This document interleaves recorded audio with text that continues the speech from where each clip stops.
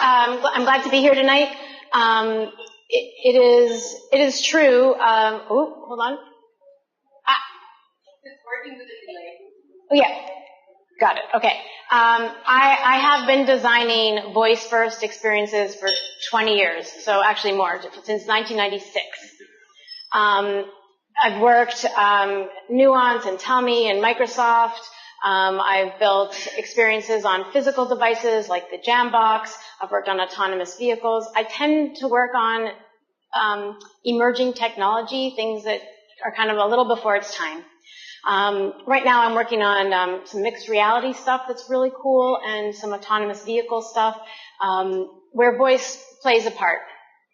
I put this example from, so this is 2009. This is the precursor to Cortana. It's kind of why Microsoft bought Tellme, but this is 2 years before Siri. And I worked on this. So this is an assistant in 2009 that would help you say what you want and get it. So we've come a long way since then. We're all here, for the next few days to build experiences on, Alexa or Google, on smart speakers and for these assistants. But there's so many things that have happened along the way to make this possible. And I'm not going to go into too much detail, but just kind of highlights of some of those changes over the past 20 years.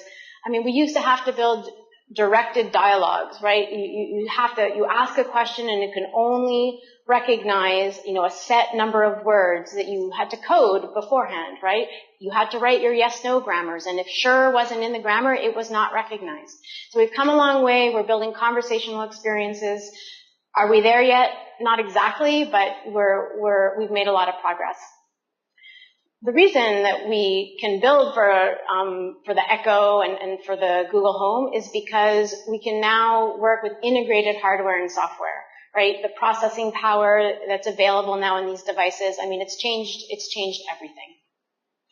The third thing I like to say, it's kind of part of the OS. Even when Siri was released in 2011, if I wanted to play the next Radio Lab podcast, it couldn't do that. It could only just really open podcasts. It was this layer, voice was a layer on top, and finally we're integrating and deep linking into these experiences. So we've come really a long way. Now we're able to do things like, okay, Hound, what are some Italian restaurants near me with reservations for 2 people for tomorrow night? I've seen also just, Google just announced some more like stringing different commands together. Like this is what we're getting to, kind of being able to do multiple things at once. So what is the future? I would say conversational interfaces are the future. That is voice. That is also chatbots, and it's these chatbots that are on the rise. The most important thing is we're going where our users are.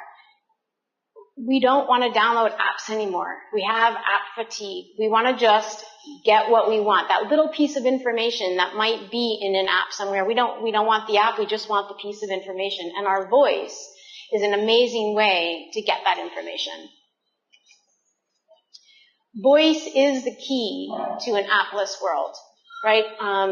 Like I said, I've been working on some autonomous vehicles, and when I don't have to worry about driving anymore, although voice is key when driving, but now we think about what are the things that you might want to do in a vehicle when you don't have to worry about driving, and voice is key. But more importantly, I don't want to open my calendar app and open this and open that. I just want things to work seamlessly across all the things that I care about. And so it's funny that KLM is almost like a sponsor tonight, because this is also a great experience for chatbots, that now KLM believed they wanted to go where their customers are. And so when I booked a flight on KLM, it sent the confirmation to my Facebook Messenger, and from then on, I knew I can continue that conversation. So after I booked my flight, I got the confirmation. A few days before the flight, I had a question. It sent me a notice, a message that I could check in. We're going to where our customers are, and we're doing it, and we're interacting in a way that we know how, right, which is just conversation. With Microsoft, with HoloLens, and with Magic Leap, we're also putting sensors on our face, right? We're putting sensors kind of everywhere. And we're going to see more of using voice with other inputs. So this is not only, I kind of liken it to voice was that kind of top layer, and now you can deep link. Voice has kind of we've been thinking about it as a single input, but now it really is going to be, what kind of beer are you drinking, right? Or being able to use gesture and eye gaze. Who am I looking at with my voice? Because now we can see with all of these sensors on your face what's happening. So it's kind of a multi-input world, a multi-sensor world. And if you think, well, I'm not going to put, sensors on my face, the cameras are coming, folks. I mean, I look at the Amazon Look, another camera in your house. Like, we're going to start to see some of this to create new experiences that we haven't considered before. So the rise of assistants. Almost 2 years ago now, Jeff Bezos said, there's going to be a world with different assistants. It's okay. It's okay that Microsoft has one, and Siri and Alexa and Google. Maybe they're all going to do things differently, and they will all have their best qualities or what they're good at. But how far are we going to go, right? So now a cruise ship has their own personal assistant, their own assistant, and we can think about it a little like the operator model. Peter also mentioned it. It's kind of like there's a persona on top, and then Google talks to this assistant and this assistant and this assistant. So you get on your cruise ship, and now you have Zoe to take care of you, for the week. So there is the rise of the assistant, and so Amazon and Microsoft in 2017 announced, okay, they're going to have this partnership, and then they just released a demo of this that you can say, hey, Alexa, open Cortana, right? Because Alexa is in my living room, but Cortana manages my emails and my calendar. So now through Alexa, I can get to Cortana to do the things that I want to do. So assistants are connected to other assistants. Next, we're going to have assistants talking to other assistants. I mean, at some point, like, why do I have to, ask Alexa to talk to Cortana? Maybe she can just go off and do that herself. And then that gets to Google Duplex. You just saw that video, which is assistants are just going to work on our behalf. And this is an amazing thing that is happening. It's what Chris Nessel calls agentive technology. There's a whole lot of things to figure out, but we are moving in this world, and I'm looking forward to it. I am looking forward to offloading this to something I can rely on and go off and do things for me. Another thing that we're going to see more of is more sentiment analysis. So whether that's with sensors, with facial recognition to be able to recognize somebody's expressions, but also the words, the tones of their voice, the emotion that they're using, and be able to tailor experiences differently depending on what that emotion is. The social robots are coming. This is like the Jibos and the Currys and the Peppers of the world. Voice plays a huge part in this because these are things that are going to maybe take part in our life, and we're not going to be sure how to relate to them and what relationship we're going to have with them. And kind of that common ground is going to be language. We're going to use the language that we know and the voice to interact with our social robots. And then kind of on the mixed reality world, if you think, okay, the social robots are these physical things that you're going to talk to, well, in your virtual world, in your mixed reality worlds, we're going to see more of these avatars, so kind of characters in mixed reality that you can develop relationships with. And you will be able to talk to them, and they will be able to understand you and have conversations with you. So I'm going to go quickly through some industries and use cases, just some interesting things that I'm kind of seeing out there of where things are going. So I listened to this voice bot AI podcast with Tom McElreath, and I love what he said. So he's from the Food Network, and he said, voice does something that other UIs don't do. It's a conduit between channels and removes friction. So his use case for Food Network was people sit there and they watch Food Network, and they're like, they see a recipe, and then it kind of gets lost. He's like, what if, right, we can say, whatever we're saying, Alexa or whatever assistant, save that recipe, right? Save that for later.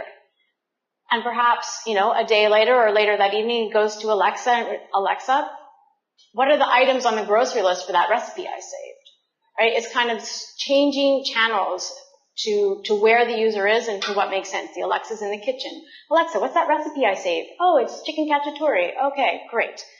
How do you take that from your TV and put it onto Alexa? I've seen this already with things like Amazon X-Ray, right? So you stop a movie or something and you say, like, who's in this, right? Who are these actors? What were they in before? We're digging into media. We're going into those different layers of media, and voice would be a great way to do that. So I kind of mocked this up. This is totally me. Let's see if this audio works. But this is maybe where things are going. Oh. Yep, I checked the audio. It takes a second to start up.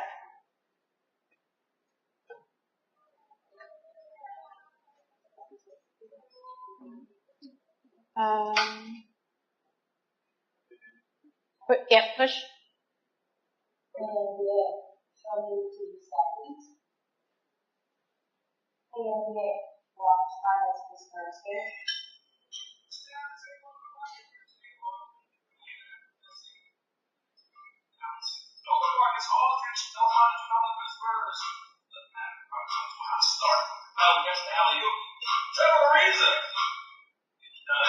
Wait, show me that again.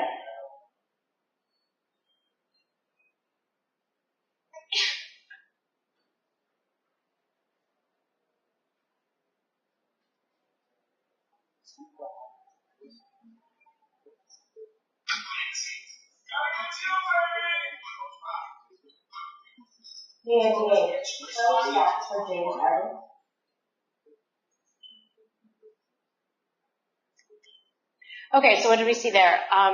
Interactive TV, I don't know what to call this, hyperlinking to my media, asking stats for a player that I see on the screen. Hey, NBA, show me that again. It stopped and replayed something in slow motion, and it kind of got it all right. There's something there. We're going to see a lot more of this, and we're starting to see more interactive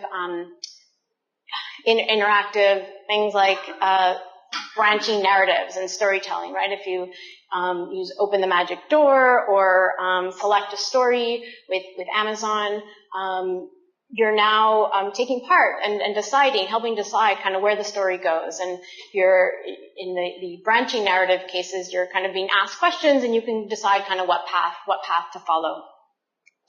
But then you take it a step further, and like the BBC did, this experiment with interactive narratives, and that's not that you have you're not just saying you have a choice, oh, do you want to do this or this? You're actually a character, and you're conversing, and you're part of the story, and really being, kind of integrated. And we're going to see there's something here too. There's more there. Healthcare, we're seeing the start of this really with. You guys, are you Beta folks? Yeah. So there is something here, right? And essentially, creating an avatar of a more personalized healthcare. There were, lots there. We'll talk. Hospitality, right? Alexa and Google Home in your hotel room. So not only do you, hey, I need more towels, but also you get the stuff that it's personalized already because it knows you, right? And you get the stuff while you're away. Another one is, these immersive apps with voice, again, in the virtual reality world and the mixed reality world. For Star Trek Bridge Crew, you just want to prepare for warp, right? Forget about like all these little things you have to do. You can just be talking, and kind of be more a part of these games now with your voice. Okay. Let's go through some, just breaking it down. I just want to talk about some, building blocks. As you think about what you're building in the next couple of days, just think about, some of these things might, come to light, right? Of like, how do you design visuals versus audio? And so I'm going to just take you through some things here. So some examples, input and output. Right, Alexa, is it going to rain today? Rain is likely in San Francisco. Okay, there's an 85% chance. So voice in, audio out. Don't forget, part of this audio output is, part of the output is also very important to the experience, which is the LED lights on top of Alexa, which is huge, which is, I don't think we have control over that, but it is huge to the experience in that, when you say, Alexa, okay, good, smart. You muted her. Thank you. Right. Is she listening? Is she listening to me? Is she processing? Like what's happening? So the LEDs become a really part of the experience. Then when you have an Alexa show, you add a screen. And what happens when you add a screen? Alexa, show me kids shows to watch. Here are kids shows, and it shows them. Alexa, play number 3, or I could have just touched the one that I want. So now input is both voice and touch. Important to think about when to use each of those, or what's possible with each of those. And audio and screen become the output. Now, in this case, we're kind of highlighting what's on the screen. We're not going through everything that's on the screen. We're saying, here are kids shows, and that gives the user an implicit, this is an explicit confirmation that what was said was recognized. Like, I am looking at the right thing.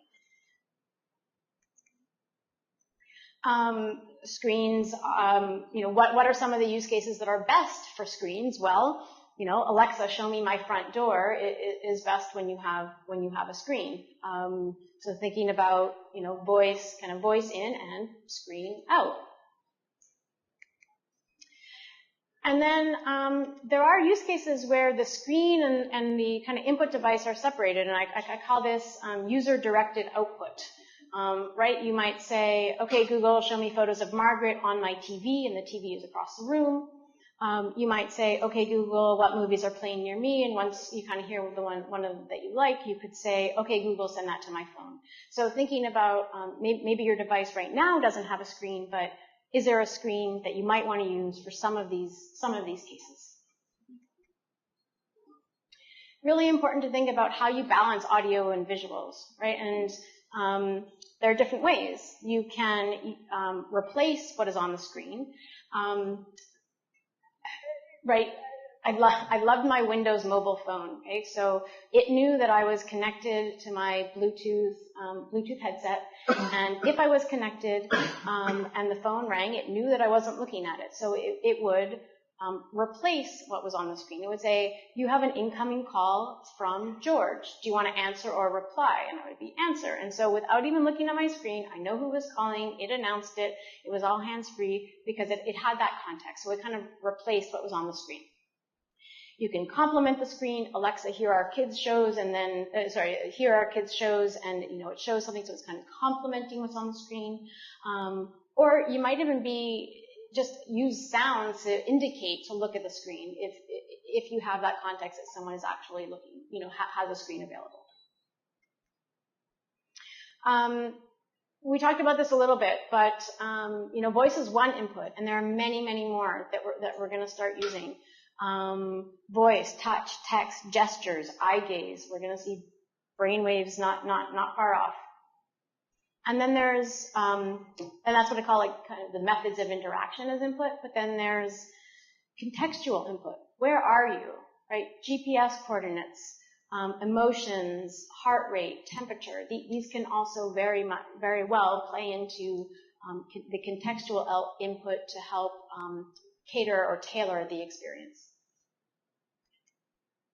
There's also multiple forms of output, audio, screens, haptics, LEDs. So think about kind of the use cases that you're building and what makes sense. And sometimes it changes depending on the context, depending on the time of day, depending on where you are, things like that. I'm not going to do that. Okay. Another thing to think about when you're building your experience, you know, if it's a speaker, right? If you're designing for a speaker, these devices are inherently social, right? They're sitting in your living room, and we might want to know who is there that's using the device. Because when I say play my, you know, workout playlist, I want my playlist, and I do not want my husband's playlist. And that's very different than the phone in your pocket and having a very, you know, much more personal experience, because we know your mobile phone is personal. Another thing to consider is that the experience you are building is not always the first interaction with the customer, with the user. They might have started on another channel. If you have a chatbot and you have an Alexa skill and you have Alexa in your car, you might be picking up a conversation that started somewhere else, or you might want to be designing those conversations so they can span across these different channels. So thinking about the use cases and why and how somebody might continue a conversation later on. As well as kind of multi-channel. This is another kind of example of kind of going where your customers are. Like BMW has an Alexa skill. Why? Because the things that people want to know in their living room, there are things that people want to know in their living room that pertain to their car. Did I remember to plug it in? Does it have enough charge? When do I have to leave? And so what a great use of these smart speakers in your living room to kind of continue that conversation as you know, as BMW in a different channel. It's not all about the car. The conversation starts outside the car. Okay, I'm here this evening and part of tomorrow till kind of midday. I've been doing this for a long time. I'm really inspired by what's coming. Kind of where we've gone and where we're going. I'm happy to answer questions for you guys, or come and, you know, work with folks, or answer anything I can. Thank you for having me here. And hopefully, you know, we're going to be inspired together over the next few days. So thank you.